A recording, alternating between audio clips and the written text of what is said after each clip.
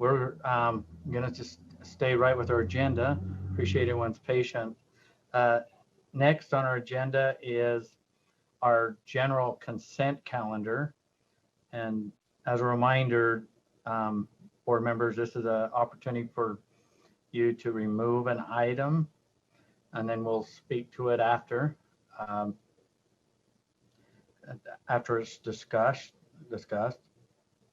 So, Member Earl, you're muted. Yes, I would like, I know this is an information item, but I had already talked to Patty about getting some information on a specific item on, do you want me to tell you the specific? Want to poll to ask questions, or it is information? What do you? I realize it's information. It's the Summer Learning Network, the MOU. That's in item number 4 of our, if I remember right, is it not? That's correct. I had some questions. Okay.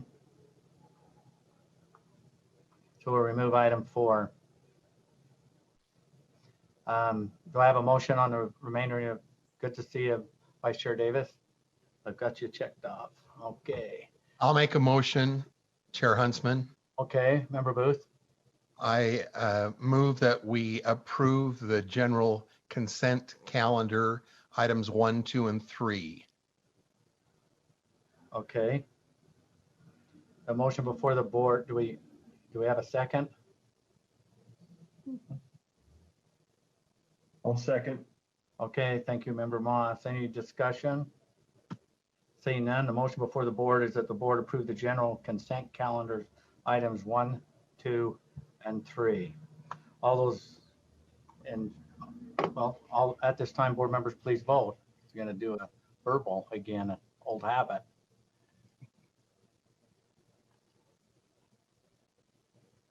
The voting is complete and the motion passes unanimously.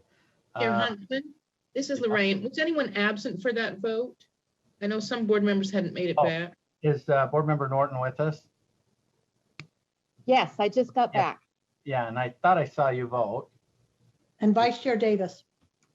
And Also, Chair Jenny Davis. Earl, yeah, I did vote, but Jenny Earl had a hand up. I didn't know if that meant a vote or a problem. No, that was from her polling number 4.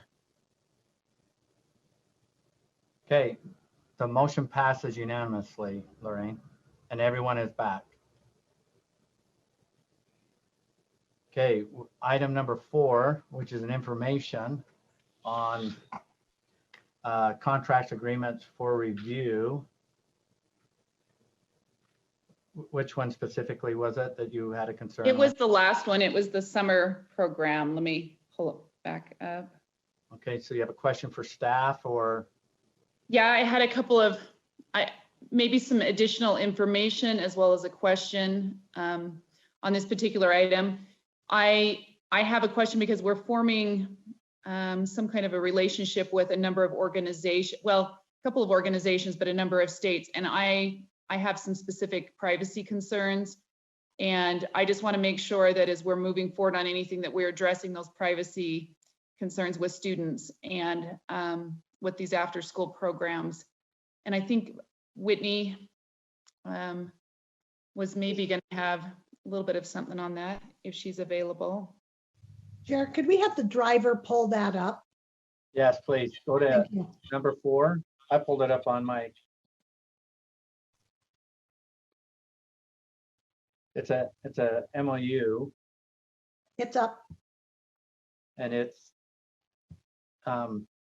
Superintendent Dixon. Can you speak to that, to board member Earl's question, please? I see your hands raised. Yeah, yes, thank you, Chair Huntsman. And please correct me, Board Member Earl, if I'm not addressing your question. Deputy Norman reached out to me about the last bullet. Jeff, if you are scrolling. It's the last bullet that talks about data. So on the second page, right there. Commit to progress monitoring and data collection as per grant requirements. I reached out to Steve Bowen of CCSSO just to clarify what that meant. And there's no student data involved. That definitely could have been clearer. But when I was on the call where they were talking about this convening, they didn't make any mention of sharing of student or teacher data or anything like that. And it was my understanding that the data was really more about the program. So us tracking our strategies and seeing if it's making a difference, and just sort of, it's the monitoring of how we engaged in summer learning. So no student data being shared with these other states or with organizations. And I've asked Mr. Bowen to put that in writing for us and clarify that in the MOU, so that I agree that that wasn't very clear. I just had it in my head because I was on the call and I didn't catch it knowing what it meant, but he will clarify that for us. And then just to the other part, it's a convening by CCSSO with this summer learning network as a consultant. So the states that are involved would really control the agenda, and it's just consultation. We've been a state that hasn't engaged in summer learning much before. We've had places like, or pockets of it rather, but really haven't had a lot of people engaged. And my experience in talking with the superintendents is this is something they felt like they could use help on, as well as some charter directors. So that's, I hope that answered your question, Board Member Earl. If not, take a deeper dive. Do you have a Okay. follow-up? Yes, I do. Some of that is just the particular organization, National Summer Learning Association, who's supposed to be giving us some kind of training.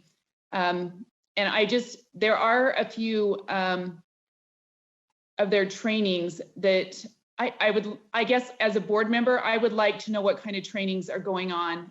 Specifically, this organization has a variety of trainings that I think are more, for example, they have a training to teach students about, they can call it positive, but it's adultism.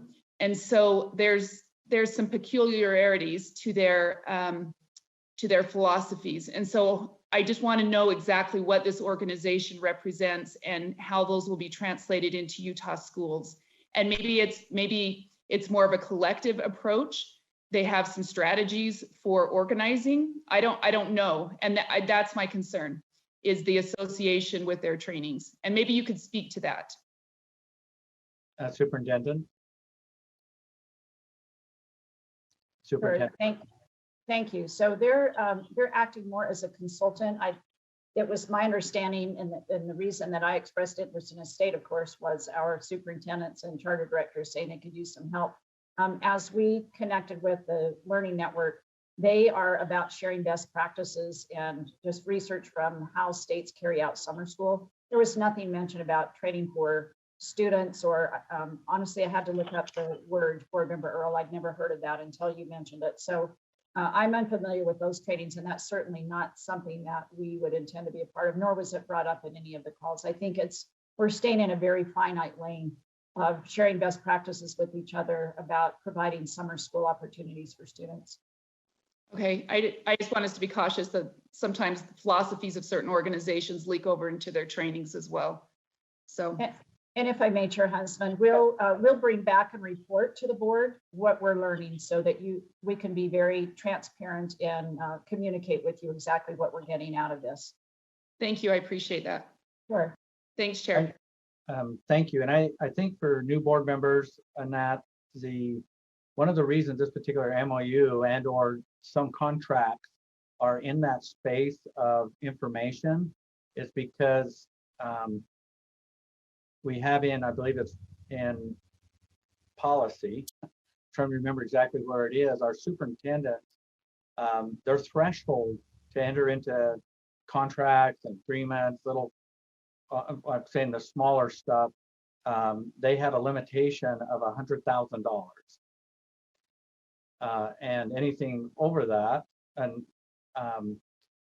becomes an actionable item on our agenda in a different place. So for transparency and awareness and in the past, we've chose to, on any and all, we put this on the information side. So that's how that landed there instead of up into the other group on the actionable. Okay, So this isn't an actionable item. We will, Superintendent Dixon, your hand is raised. Yes, I just want to make sure that new board members especially know that even if it's within the threshold, we have our AAGs review all of the MOUs. There's no money being exchanged with this particular MOU, but it's still part of the process, even though it's within my threshold. It's just as if we were putting it on the consent over the threshold. I just want to make sure you were aware of that. Thank you. Okay, thank you, Superintendent.